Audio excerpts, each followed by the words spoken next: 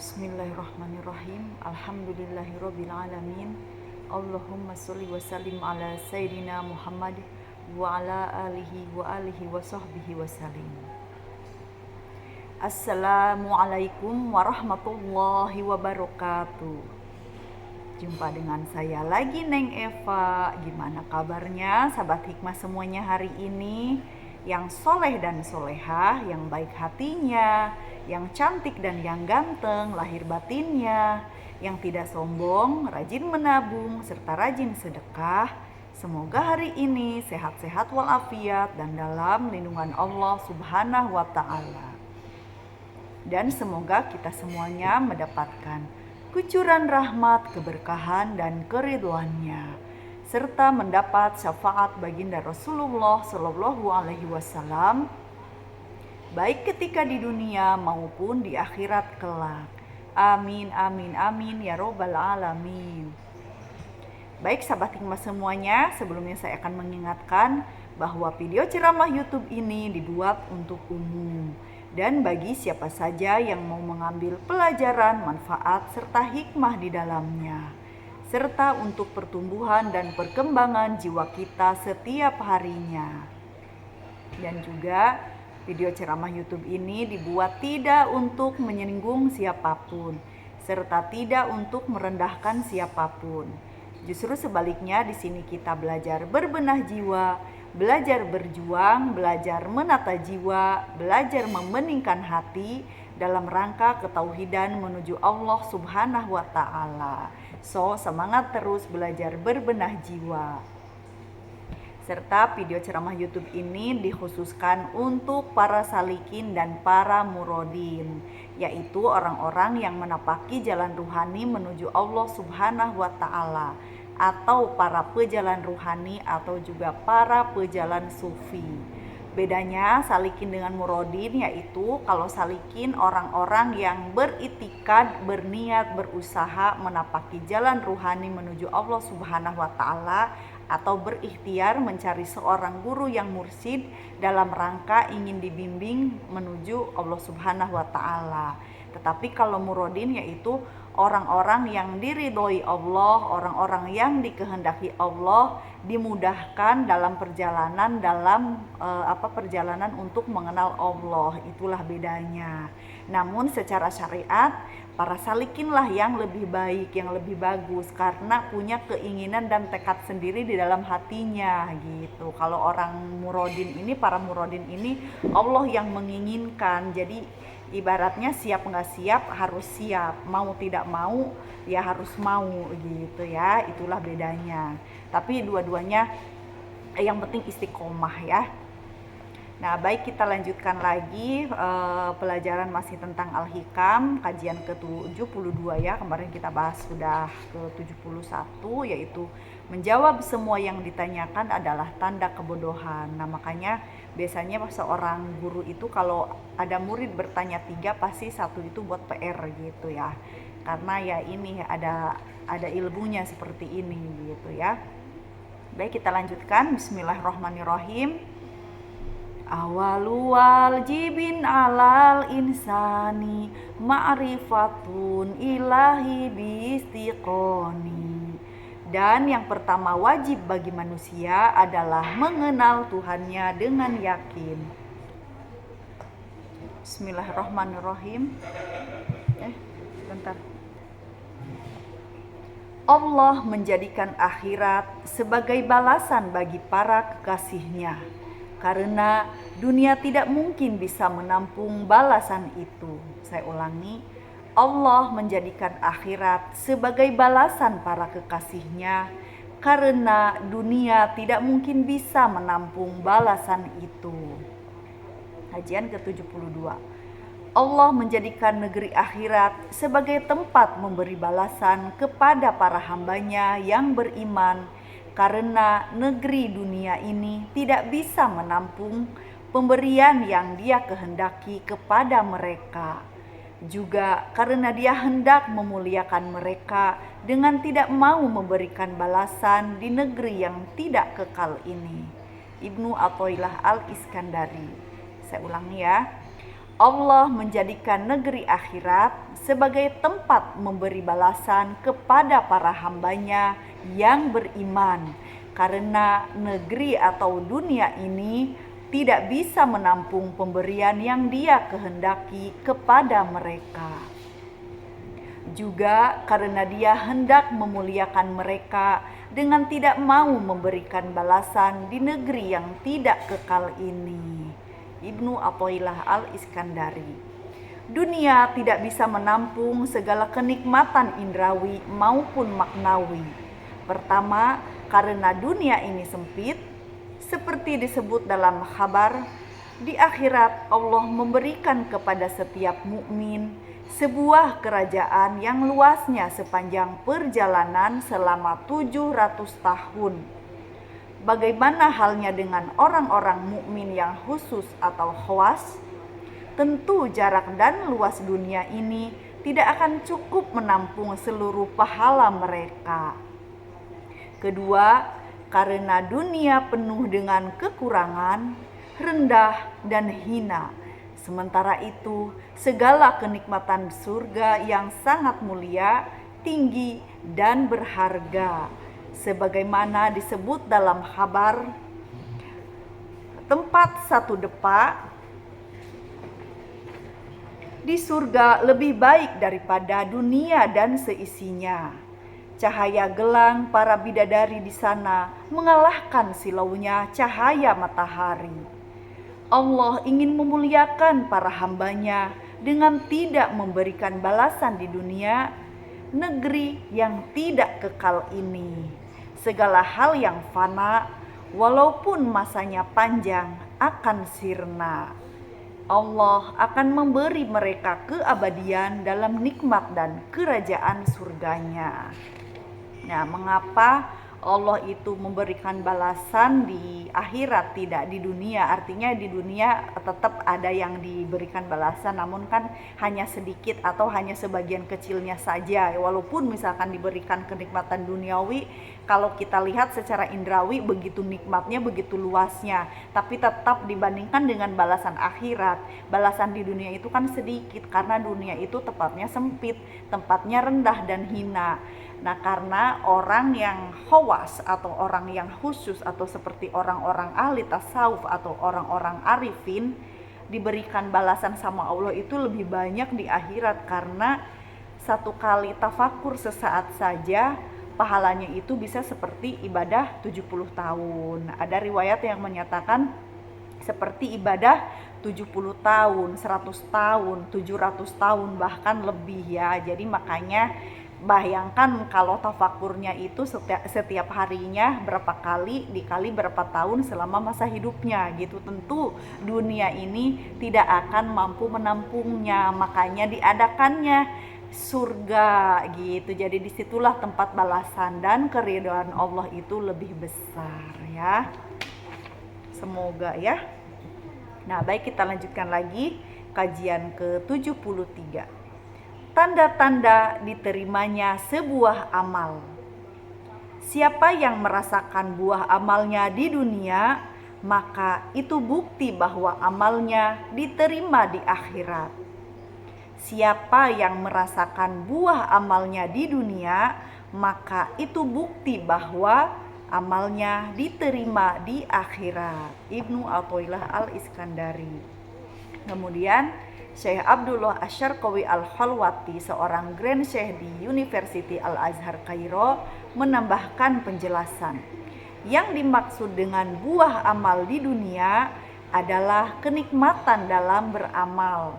Bila seseorang sudah merasakan nikmatnya beramal, itu berarti bahwa amal tersebut telah diterima Allah selagi masih di dunia.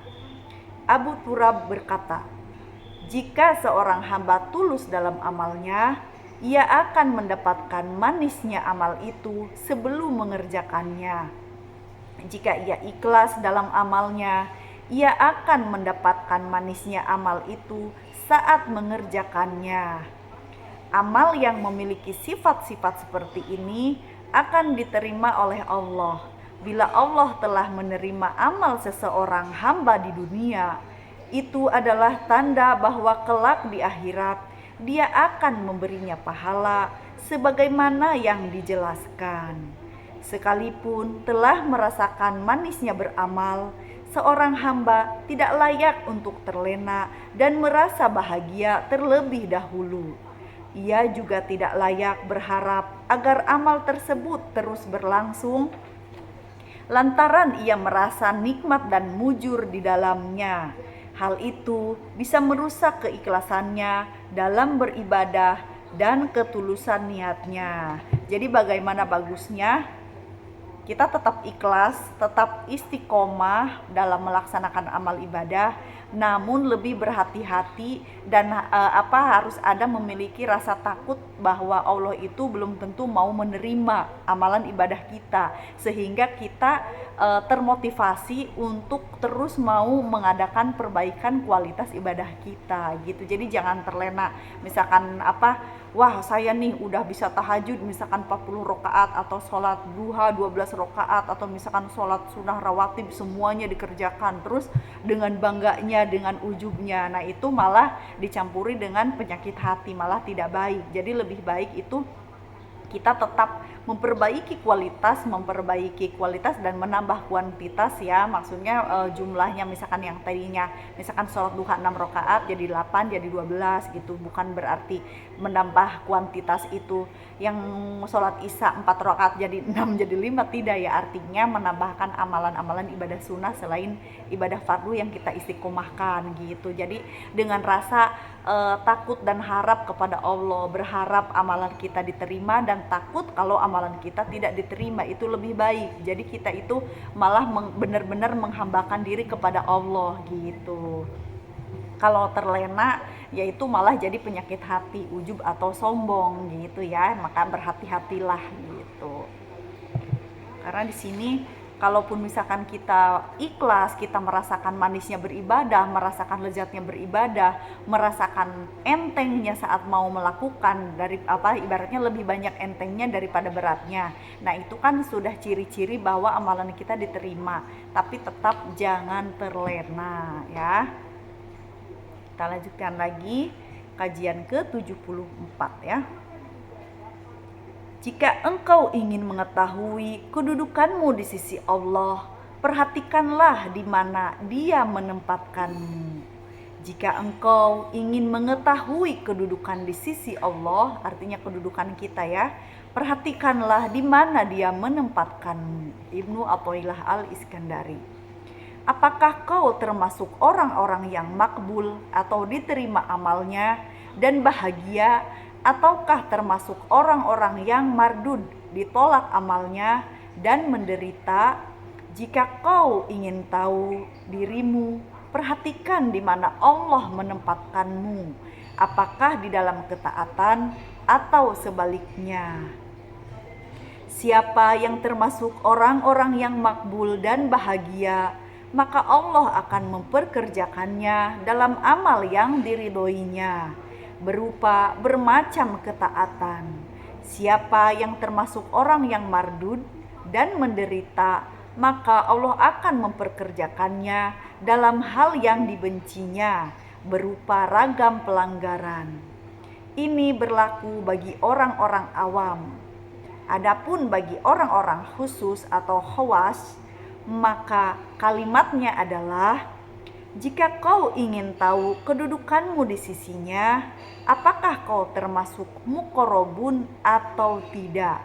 Lihatlah di mana Allah menempatkanmu dan pengetahuan apa yang diberikannya ke dalam hatimu. Rasulullah Shallallahu Alaihi Wasallam bersabda, siapa yang ingin tahu kedudukannya di sisi Allah, hendaknya ia mengetahui kedudukan Allah di hatinya. Nah, siapa yang ingin tahu kedudukannya di sisi Allah, hendaknya ia mengetahui kedudukan Allah di hatinya. Artinya terhijab atau tidak, artinya terhalang atau tidak. Adakah Allah di dalam hati kita? Adakah kita selalu memandang Allah di segala sesuatu, tapi dalam batin kita ya, tidak perlu didohirkan gitu. Jadi disitulah letak kedudukan kita. Kalau kita ingin tahu di mana Allah menempatkan kita, posisinya kita di dunia ini atau dalam pandangan Allah gitu. Kalau misalkan bagi seorang awam, misalkan di dunia ini sebagai orang yang taat, orang yang takwa, atau orang yang pujur gitu ya, orang yang melanggar ketaatan gitu. Terus misalkan kalau bagi orang arif, orang yang terhalang, ataukah orang yang benar-benar ihsan gitu kan, jadi selalu memandang Allah di segala sesuatu, ya berarti disitulah kedudukan kita gitu ya dalam pandangan Allah. Jadi di dunia saja bisa ketahuan, bisa dicirikan gitu, bisa ada ciri-cirinya gitu. Terus ada pepatah juga ya, guru seorang murid saya almarhum pernah mengatakan kepada saya gitu, dulu itu tahun sebelum meninggal sih ya, beberapa kali gitu. Jadi ciri-ciri orang ahli surga, ciri-ciri orang penghuni surga itu, jadi hidupnya itu senang terus, hatinya senang terus. Jadi ibaratnya itu selalu bahagia. Kenapa bahagia? Karena penuh rasa syukur dan qanaah gitu loh. Jadi ibadah batin, olah batin riadohnya itu terus menerus berlangsung di dalam hatinya gitu ya. Jadi kalau misalkan kita selalu menderita, kufur nikmat, ya itulah ciri-ciri sebagian kecil di mana Allah menempatkan kita. Jadi di dunia saja sudah diberi siksa batin. Nah, berarti tempatnya di mana? Tapi kalau kita selalu bahagia, selalu bersukacita hatinya, senang hati gitu kan, ya berarti di dunia saja kita sudah mendapatkan sebagian kenikmatan di surga gitu, surganya dunia. Tapi yang disebut dengan senang hati itu bukan berarti yang hidupnya senang-senang terus ya, beda ya. Senang hati dengan hidup yang selalu ingin bersenang-senang itu tentu beda konteksnya. Kalau kita senang hatinya artinya selalu qanaah, ikhlas dan syukur, serta tawadu, zuhud, jihad, tawakal, ridho, semua ibadah batin ada di dalam hatinya. Namun kita jangan bergantung kepada makom ibadah batin tersebut, tetap harus selalu menggantungkan kepada Allah Subhanahu wa taala. Allah lah tujuan kita gitu, sehingga hatinya senang terus, bersukacita, atau disebut dengan al-uns gitu ya.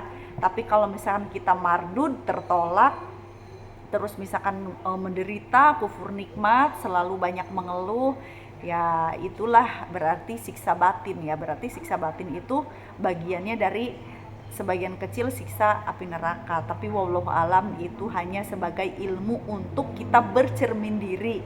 Masalah nanti kita adanya di mana itu hak Allah yang menentukannya.